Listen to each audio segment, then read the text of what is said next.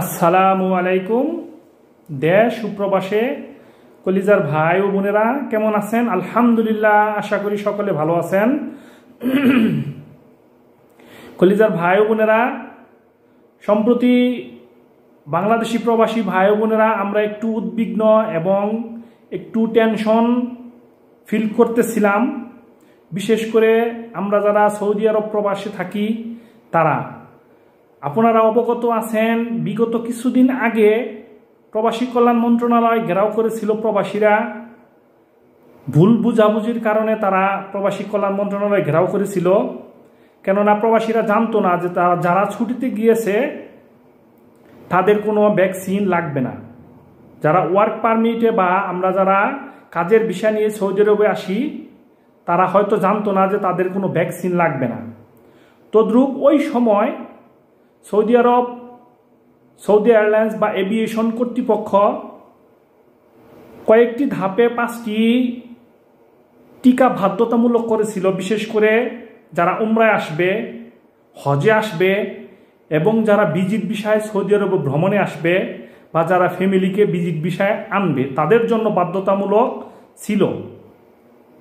আলহামদুলিল্লাহ, সুখবর হলো সেই যে টিকা বাধ্যতামূলক করা হয়েছিল সেই খবরটি সৌদি সরকার এভিয়েশন খাত সেটা পরিষ্কারভাবে আবারও সেই নিষেধাজ্ঞাকে তুলে নিয়েছে।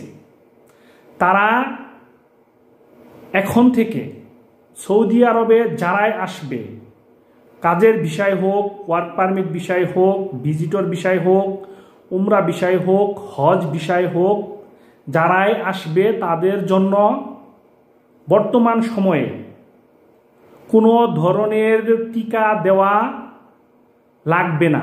এক কথায় কোনো ধরনের টিকা তাদের আর দেওয়া প্রয়োজন নেই, এটা সৌদি এভিয়েশন কর্তৃপক্ষ নিশ্চিত করে বলেছেন। অতএব এখন আমরা যারা প্রবাসী দেশে গিয়েছিলাম তাদের তো লাগবে না, সেটা আগেই আমরা ক্লিয়ার করে বলেছি। এবং বর্তমান ধাপে এসে যারা হজে, উমরা বা ভিজিট ভিসায় সৌদি আরবে আসতে চেয়েছিল সেই ভ্যাকসিন টিকা বা ভ্যাকসিনগুলো কারোর জন্যই প্রযোজ্য নয়। আর আপনারা যারা এটা দিয়েছিলেন, দিছেন তো দিছেনই, আলহামদুলিল্লাহ, এটা যেটা হয়ে গেছে কোনো সমস্যা নাই। কিন্তু এখন সবচেয়ে আপডেট যে খবরটা হলো, এখন সৌদি আরবে আসতে বা ভ্রমণ করতে বা যে কোনোভাবে সৌদি আরবে ঢুকতে কোনো ধরনের কোনো টিকা লাগবে না। এক কথায় বললাম, কোনো প্রকার টিকার প্রয়োজন নেই।